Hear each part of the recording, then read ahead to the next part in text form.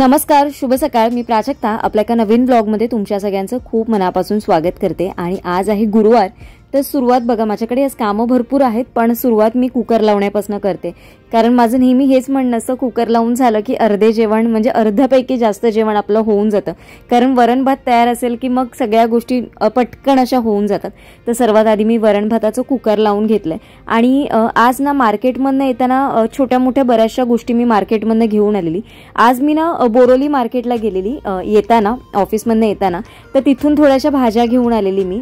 तर त्याच आज आणलेल्या भाज्या व्यवस्थित परत ठेवायला पण पाहिजे फ्रीजमध्ये। कारण मी जसं म्हणते, नुसत्या भाज्या आणल्या आणि त्या ठेवल्या तर त्याला काहीच अर्थ नसतो। आणि माझा सकाळचा वेळ कसा वाचावा नाही यासाठी मी खूप प्रयत्न करत असते। तर त्याच्यासाठी त्या धुवून वगैरे पण मी आत्ताच ठेवते। आणि आज बऱ्याच दिवसांनी मी सलाड स्पिनर वरती काढलाय बघा वॉशिंगसाठी, म्हणजे भाज्या वगैरे वॉश करण्यासाठी मी वापरते। आणि आत्ता ना बरेच दिवस म्हणजे माझ्या मते 1-1.5-2 महिने झाले ना मी तो वापरलाच नव्हता। तर मी म्हटलं चला आज आपण सलाड स्पिनरचा वापर करू। तर सलाड स्पिनरमध्ये थोडंसं वापरलं नव्हतं, पण थोडंसं पाणी वरती घालून घेतलं मी।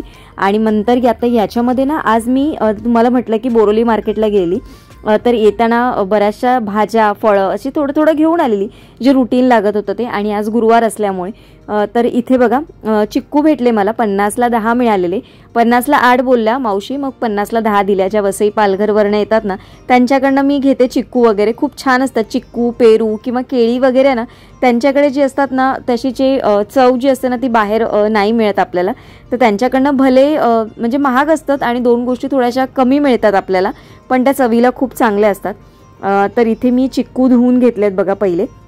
आणि त्याच्यानंतर बऱ्याचशा गोष्टी म्हणजे आज दही, दूध, ताक, त्याचबरोबर श्रीखंड, अशा पण बऱ्याचशा गोष्टी मी येता येता चितळेमधनं घेऊन आलेली। आणि एकदा चितळेमध्ये गेली ना की मग सगळ्याच गोष्टी आणणं माझं होऊन जातं। तर चितळेमधनं आज अशा पॅकेटमध्येच मला मिळालेलं, कारण आज माझ्याकडे बॅगेत भाज्या होत्या आणि माझ्याकडे दुसरी पिशवी नव्हती। माझ्याकडे 2 पिशव्या मी नेहमी माझ्या बॅगेत असतात, पण आज एकच होती। तर त्याच्यामुळे मग मी त्यांनाच म्हणाली की माझ्या म्हणजे एखादी पिशवी असेल तर मला द्या, कॅरी बॅग वगैरे। तर ताक आणलं 1 पिशवी, कारण मग मी दही आणलं ना की मग सचिन मला बोलणार की अरे तू ताक का नाही आणलंस। तर मग ठीक आहे म्हटलं चला, म्हणून 1 पिशवी ताक घेऊ, दही घेऊ, दह्याचं मला विरजन लावायचं आहे म्हणून मग दही आणलं। आणि त्याचबरोबर पनीर पण मी घेतलं। पनीर मला 2 वेळेसाठी होतं, कारण एवढं पनीर काय मी एका वेळेस खाल्लं होत नाही माझं खाण्याकडनं। शेंगा मला भेटल्या, तर शेंगा मी म्हटलं उद्या सकाळी नाश्त्यासाठी होतील मला। ॲक्च्युली जर काल मला मिळाल्या असताना तर आज उपवासासाठी झाल्या असत्या मला, पण ना त्या थोड्याशा त्याला माती असते। तर मी काय करते, त्या एका साईडला अशाच पाण्यात भिजत घालून ठेवणार, म्हणजे त्याची ना माती बऱ्यापैकी निघून जाईल। इथे तुम्ही बघाल तर एका साईडला आपल्या कुकरच्या शिट्या पण झाल्यात, म्हणजे वरण भाताचं कुकर झालेलं आहे। आता ह्या सगळ्या ज्या गोष्टी होत्या म्हणजे पनीर, दूध, दही, या सगळ्या व्यवस्थित परत जिथल्या तिथे ठेवायच्या आहेत। म्हणजे त्या आता बघा हा माझा काचेचा कंटेनर आहे, याच्यात मी दही काढून घेते।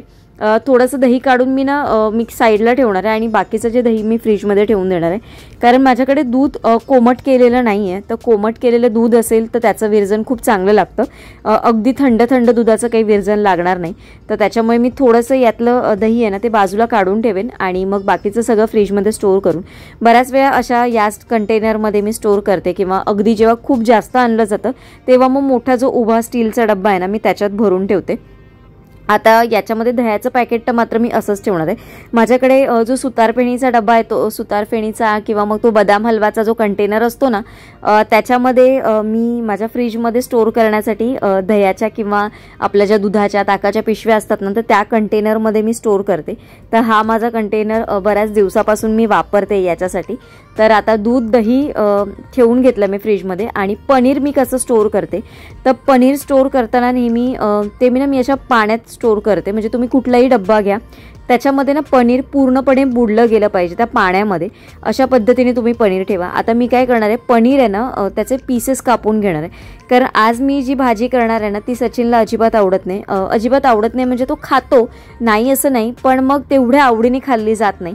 तर मग मी म्हटलं की चला थोडीशी पनीरची आपण फ्राय केलं ना तर मग त्याच्याबरोबर ती पण भाजी खाल्ली जाईल, म्हणून मग मी पनीर घेऊन आली। आणि म्हटलं उद्या सकाळसाठी टिफिनसाठी पण पनीर होईल।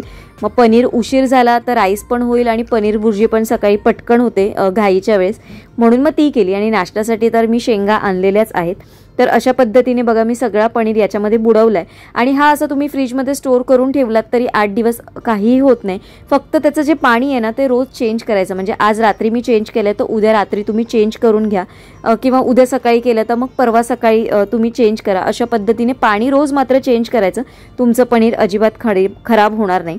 तर आता बोलता बोलता ही कामं करेपर्यंत इथे जे आपण शेंगा भिजत घातलेल्या त्याचं तुम्ही बघू शकता सगळी माती निघून गेली आहेत आणि शेंगा ज्या आहेत ना अगदी छान क्लीन झालेल्या आहेत.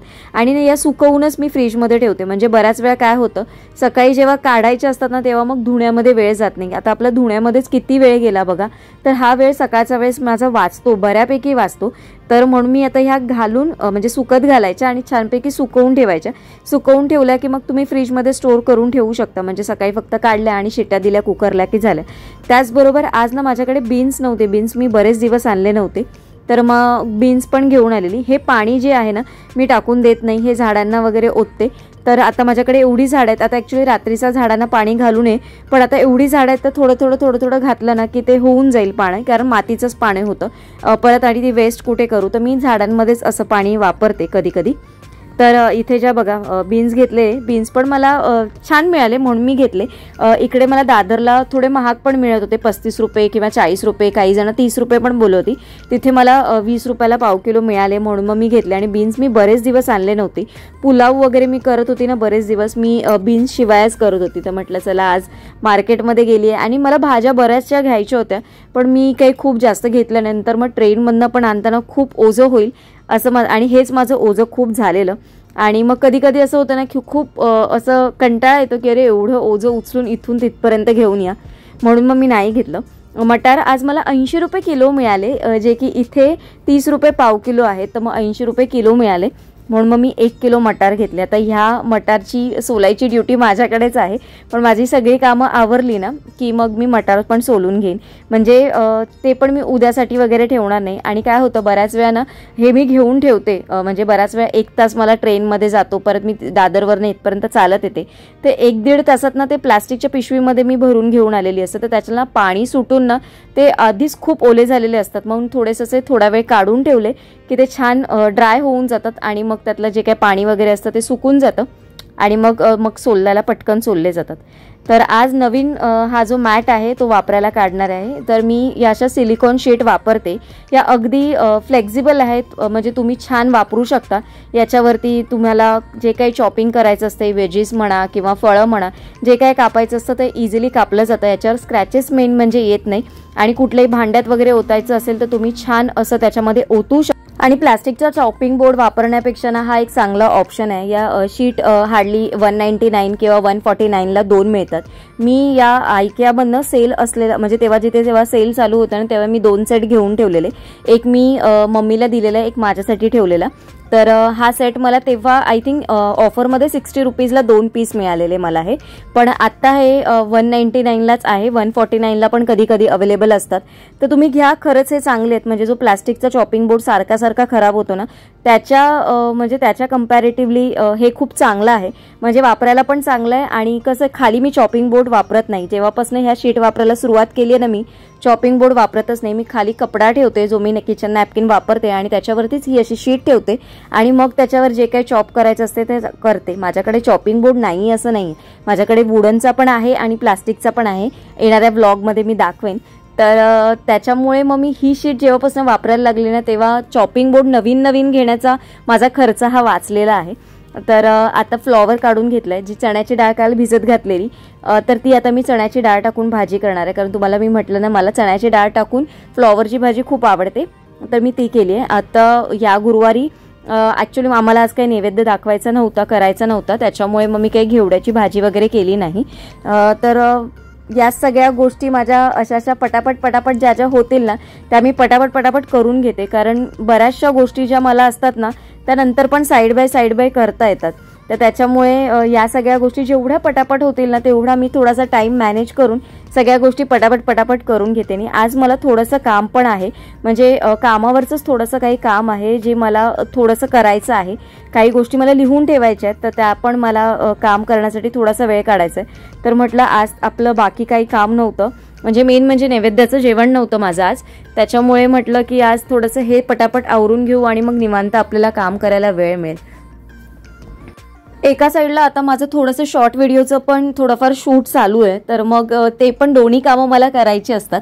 तर आपले शॉर्ट व्हिडिओज पण खूप छान असे तुमच्यापर्यंत पोहोचतात. म्हणजे मला वाटलं पण नव्हतं की माझ्या शॉर्ट सिरीजला एवढा छान प्रतिसाद मिळेल, पण खूप छान प्रतिसाद तुम्ही देताय आणि त्यातून आपल्याला बरेचसे आपले म्हणजे आपल्या फॅमिलीला अजून नवीन नवीन मेंबर जॉईन होत आहेत. तर welcome to our YouTube family. तुमच्या सगळ्यांचं खूप खूप म्हणजे जेवढं मी थँक्यू बोलेल तेवढं कमी आहे तुमच्या सगळ्यांचं, कारण तुमच्या सगळ्यांच्या प्रत्येक कमेंटने मला एक एनर्जी मिळत असते. तर छान छान अशा कमेंट करा. नेगेटिव्ह कमेंटकडे मी लक्ष जास्त देत नाही. आजच मला एक अशी कमेंट आलेली ना की म्हणजे त्याच्यात लिहायचं म्हणून, म्हणजे तुम्ही कमेंट करा, कमेंट करायला काहीच हरकत नसते, पण तुम्ही कमेंट करताना थोडा विचार करत जा की तुम्ही कुठली भाषा म्हणजे लिहिताय त्याच्यामध्ये.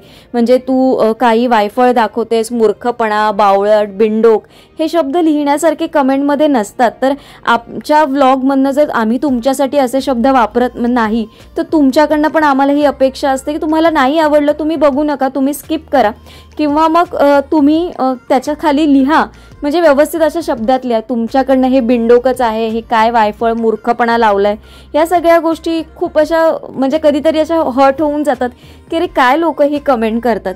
पण त्या गोष्टीचा मी खूप विचार करत नाही. आजच मला एका व्हिडिओ मागे अशी कमेंट आलेली, पण मी त्या सगळ्या गोष्टींकडे लक्ष देत नाही. तर चला आपण भाजी फोडणीला टाकून घेऊ. तर इथे मी भाजी फोडणीला टाकली आहे. कढीपत्ता घेतलाय, मोहरी घेतली आहे, कांदा घेतलाय, त्याच्यामध्ये मीठ आता ॲड करणार आहे, त्याच्यामध्ये थोडासा टमॅटो देखील मी याच्यामध्ये ॲड करणार आहे. छान हे सगळं एकजीव झालं की मग आपण याच्यामध्ये थोडंसं हळद, थोडंसं हिंग आणि त्याचबरोबर आपला जो मालवणी मसाला आहे तो याच्यामध्ये ॲड करायचा. आणि तुम्हाला तुमच्या आवडीनुसार ह्याच्यामध्ये फोडणी करू शकता. म्हणजे आता मला कढीपत्ता वगैरे आवडतो, काही जण आलं लसूणची पेस्ट पण टाकतात यामध्ये, पण तुम्हाला माहिती आहे जसं मी म्हणते आलं लसूण मी खूप जास्त वापरत नाही आणि आता गरमी आहे तर अजिबातच वापरत नाही.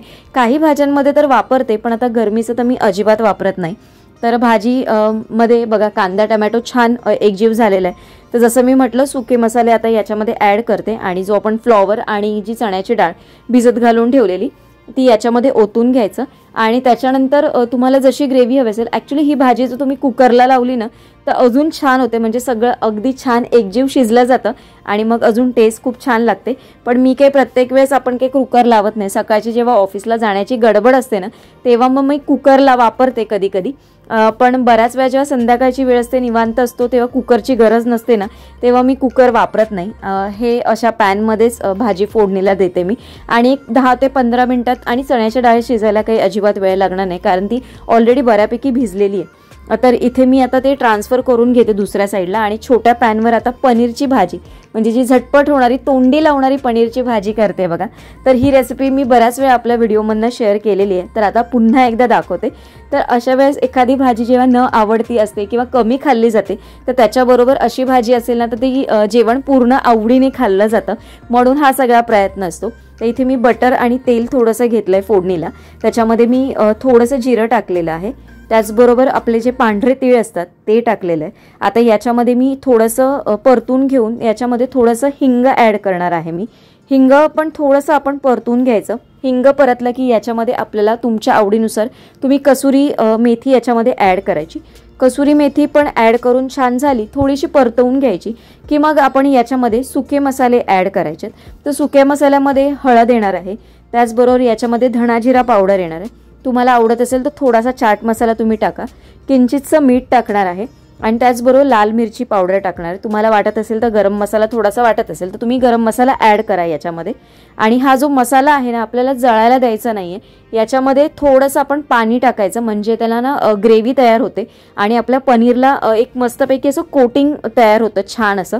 तर ही याच्यामध्ये मसाला पाण्यामध्ये शिजवून घ्यायचा आणि मग आपण जे पनीर कापलेलं होतं, ॲक्च्युली मी पहिला विचार केलेला मोठे पीसेसच ठेवते, नंतर मी म्हटलं नको अगदी मोठे मोठे पीसेस नको, आपण असे जे 2 पीसेस केलेले त्याचे प्रत्येकी मी 4-4 तुकडे केले आणि 8 तुकडे फक्त केले आणि ते मसाल्यामध्ये छान परतून घ्यायचे. परतले की याच्यामध्ये वरून थोडीशी कोथिंबीर ॲड करायची। आज मी काळी मिरी वरती टाकली नाही आहे, कारण काळी मिरी माझ्याकडे अगदी थोडीशी होती, म्हणजे संपत आलेली, मी काही ती परत केलेली नाही आहे माझ्याकडे घरी, म्हणून मी याच्यामध्ये काळी मिरी ॲड केलेली नाही आहे। पण तुम्ही काळी मिरी ॲड करा, टेस्ट याची खूप छान येते। आणि अशा पद्धतीने झटपट अशी आपली पनीरची भाजी ही तुम्ही टिफिनसाठी पण करू शकता। टिफिनसाठी पण हा चांगला ऑप्शन आहे, म्हणजे असं काहीतरी वेगळं पण आणि थोडंसं चटपटीत पण, किंवा फ्रँकी वगैरे करायची असेल त्याच्यासाठी पण ही अशी पनीरची रेसिपी तुम्ही ट्राय करू शकता। एका साईडला माझी भाजी पण तयार झालेली आहे आणि आता मी सर्वात शेवटी करणार आहे, वरण तर फोडणीला घालायचं आहे मला, आणि सर्वात शेवटी मी आता जे मटार आणलेले ते मटारचे दाणे सोलून घेते। तर आजचा व्हिडिओ मी इथेच एंड करते। आजच्या व्हिडिओसाठी तुमच्याकडनं माझ्यासाठी काही सजेशन असेल मला नक्की कमेंट करून सांगा।